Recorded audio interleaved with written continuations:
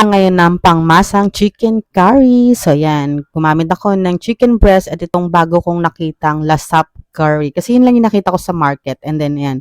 Bumili na rin ako ng mga gulay na babalitan na natin siya. And then, syempre, pagkatapos balatan, hiwa-hiwain natin siya ng depende sa inyo kung gano'n siya kalaki. Gusto ko ganyan yung kaliit para hindi matagal maluto. Ang gusto kasi sa mga gulay is malambot. So, ayan.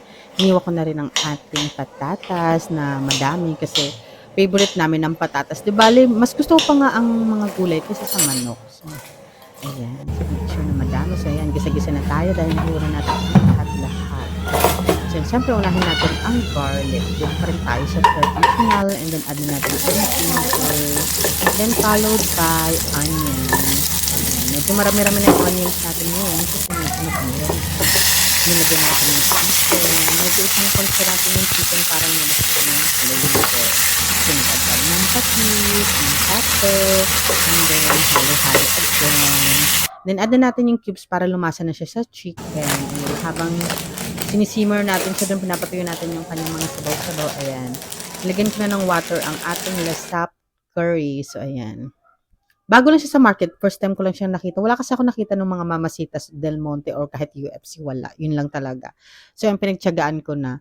Gusto ko sana ng purong gata, kaso, ang hirap naman pupunta pa sa palengke, yun lang ang bibilhin. So, yan, tiis-tiis na tayo sa ganyan. Kaya pang masa lang siya kasi medyo, iba talaga ang level ng totoong gata ang ginamit mo. So, yan. So, yan, naglagay din ako ng konting water para hindi na siya masunog. So, yan, takpan ulit natin para lutong-luto yung chicken. Lagyan natin ang ating mga gulay na carrots and patatas. Itinag na rin natin ang ating diluted na curry powder. So, yan. Wala na tayong add dyan kasi may lasa na rin yan actually.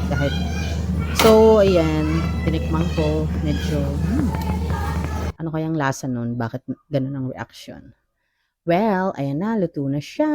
And then, syempre, lalagay na natin siya sa ating mangkok kasi kakain na tayo.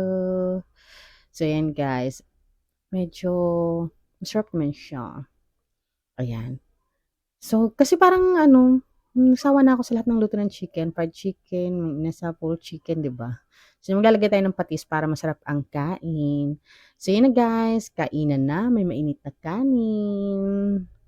Ang sarap talaga ng patis kahit anong ulam. Kahit nga ito lang yata yung ulam ko. Parang ang dami ko nang kakainin kanin.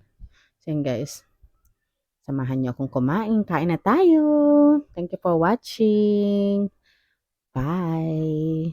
Yum.